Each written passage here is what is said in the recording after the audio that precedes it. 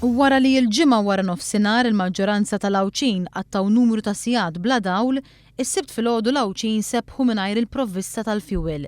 Fil-fatt mal-ġurnata sewwieqa li marru biex jagħtu l-fjuwil sabu notu mwaħħlin fuq il-pompi illi kienu vojta. Liema sitwazzjoni kienet ilha tippersisti minn nhar l-Erbgħa. Sewwieqa Awċija tkellmet ma' One News dwar din is-sitwazzjoni. Inna bla petrol u bla diesel mill-bieraħ fl-għaxija. Dalgħodu mort dort xi 5 pompi tal-petrol u l-abda waħda la kellu diesel u kas petrol. Minħabba li fawdex li Malta m'għandix faċilità fejn taħżen il-fjuwil f'każ li tispiċċa l-provvista, il-fjuwil lejn il-Gżira Awċija jittella darbtejn fil-ġimgħa permezz tal-vapur tal-Gozo Channel MV Gawdos illi kien qiegħed bil-ħsara. Din mhijiex l-ewwel darba li Gawdex spiċċa mingħajr fjuwil. Is-soltu l-kumpanija Gozo Channel iddur fuq il-kumpanija privata Seahorse biex tipprovdi vapur tal-merkanzija li jġorr il-fjuwil u l-gass lejn Gawdex.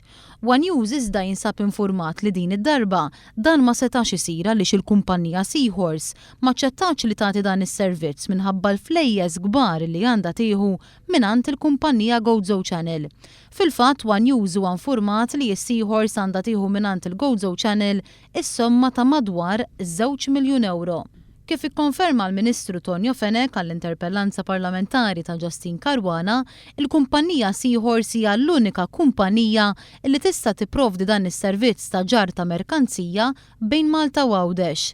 F'Settembru tas-sena li għaddiet fil-Gazzetta tal-Gvern kien ikkonfermat li Seahorse hija waħda mill-40 kuntrattur li jingħataw direct order mill-Gozo Channel.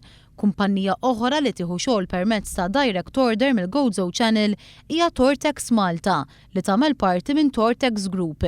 Din il-kumpanija li jissewwi apparat, faċilitajiet u infrastruttura antika wkoll għandha tieħu flejjes kbar mill-Gozo Channel.